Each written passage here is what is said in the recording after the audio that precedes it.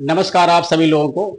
मैं प्रमोद कौशल आप सभी का वेलकम करता हूं। स्वागत है हमारे इस YouTube प्लेटफॉर्म सर्वोदय इंस्टीट्यूट पर। कोशिश करिए सभी लोग जुड़ने की। हमने कहा कि जीएस करंट अफेयर के लिए एक बेहतर प्लेटफॉर्म होगा। आप किसी भी कंपटीशन की तैयारी करते हो, आप सभी सहयोगी एक एक विद्यार्थी से 10-10 लोग जुड़े रहते हैं, एक दूसरे को आप शेयर कर दोगे, बता दोगे, तो वो भी कम से कम एक सही प्लेटफॉर्म पे आ जाएगा।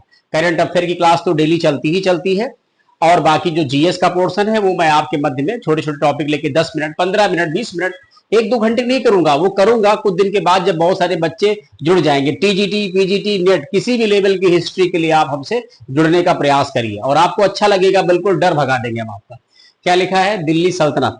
मतलब कहने का ये है कि अगर हम मध्यकालीन भारत की बात करें या मध्यकालीन इतिहास की बात करें, तो ये इतिहास की विशेषता ये है कि इसमें ज्यादातर मुस्लिम शासक है। जैसे आप प्राचीन भारत की बात करते हैं तो प्राचीन भारत में कोई मुस्लिम शासक है ही नहीं। रीजन क्या है? क्योंकि इस्लाम धर्म ही नहीं आया।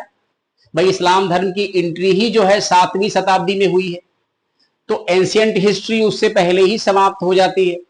और जब इस्लाम का उदय होता है तो जाहिर सी बात अरब से ही एक सेनापति आता है। उसके आने का रीजन क्या है वो अलग बात हो गई, जिसका नाम है मोहम्मद बिन काशिम, जो भारत का प्रथम सफल अरब मुस्लिम आक्रमणकारी।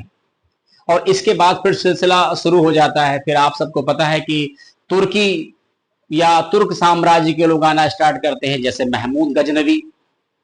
थर्ड नंबर पे आता है मोहम्मद गौरी, और मोहम्मद गौरी से आने से भारत में फिर सही तरीके से, प्रॉपर तरीके से इस्लाम का डेवलपमेंट शुरू हो जाता है। और इस्लाम कुछ इस तरीके से बसता है कि आप सोचिए कि भारत में हिंदुओं के बाद दूसरी सबसे बड़ी आबादी जो है मुस्लिम है। हालांकि कुछ राज्यों में अल्पसंख्यक है, बट कई जगह उनकी स्थिति अल्पसंख्यक में नहीं है, बहुसंख्यक में हो गई। खैर, ये अलग विषय हो गया। अब मतलब कहने क्या है कि जो दिल्ली सल्तनत है, जाहिर सी बात है दिल्ली सल्तनत की स्थापना किसने की? कुतुबुद्दीन ऐबक ने। दिल्ली सल्तनत 1206 से लेके 1526, मतलब कहने का है 320 वर्षों का इतिहास। दो ही वंश का मूवमेंट है। एक दिल्ली सल्तनत है, इसके अंतर्गत कई सारे वंश हैं। दिल्ली सल्तनत एक साम्राज्य हो गया, फिर एक मुगल साम्राज्य आएगा, उसमें भी कई सारे मुगल बादशाह हैं। इसमें जितने भी लोग होंगे सबके सब सुल्तान कहलाए जाएंगे, क्योंकि दिल्ली सल्तनत के अंतर्गत सुल्तान आते हैं। और ये वंश, इसमें कई सारे, चूंकि वंशों का क्रम है, ठीक है। गुलाम वंश पढ़ेंगे, ठीक है। इसके बाद जो है गुलाम वंश के आगे बढ़ जाएंगे तो आप फिर खिलजी वंश पढ़ेंगे। ऐसे क्रम से क्या होंगे, वंश बहुत सारे आते रहेंगे। अब हम बात करते हैं कि जो दिल्ली सल्तनत है, इसमें जितने सारे वंश आए, जितने भी वंश आए हैं, उन सबके प्रशासन के कुछ प्रमुख अधिकारी हैं। यानी प्रशासनिक जो व्यवस्था है, उसके कुछ प्रमुख अधिकारी हैं, उनसे क्वेश्चन पूछा जाता है। और चूंकि ये ऐसी शब्दावली में है, जल्दी इनका हिंदी मीनिंग आप निकाल नहीं पाएंगे। जैसे मान लो क्वेश्चन आ जाता है कि बरीद ए मुमालिक का मतलब क्या है, या गुप्तचर विभाग के प्रमुख को क्या कहते थे, तो आप बता ही नहीं पाएंगे। बरीद ए मुमालिक कहते थे या आरिज ए मुमालिक कहते थे, ठीक है। तो मतलब कहने का क्या है कि एक तरफ हमने वो पदाधिकारी और उसका जो है मेन किस क्षेत्र का संबंधित वो कार्य करता था, ठीक है। तो जैसे यही मैंने मेंशन किया है, लिखा है कि आरिज ए मुमालिक, तो इसको क्या बोलते थे? ये सैन्य विभाग का प्रमुख। पूछेंगे ना आरिज ए मुमालिक का संबंध किससे है, तो ये सैन्य विभाग का क्या होता था? हेड होता था, मुखिया, प्रमुख होता था। फिर है बरीद ए मुमालिक। बरीद का मतलब एक प्रकार का होता है गुप्तचर, तो गुप्तचर विभाग के प्रमुख को हम लोग क्या बोलते हैं? बरीद ए मुमालिक।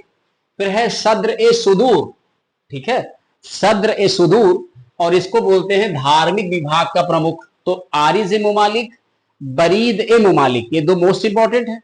और इसके बाद बात करते हैं अमीर ए आखूर। मोस्ट मोस्ट इंपॉर्टेंट, बहुत बार आया है अमीर ए आखूर। हमने कहा कि आप पेपर उठा के देखिए, आपको इतने जो हम इंपॉर्टेंट पॉइंट ले रहे हैं उससे क्वेश्चन डायरेक्ट मिल जाएगा।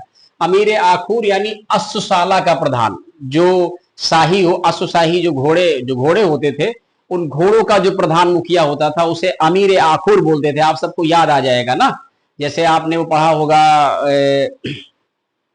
जब रजिया सुल्तान की बात आती है ना, ठीक है, जो उसका प्रेमी होता है। फिर बात आती है सर ए जानदार। क्या लिखा है?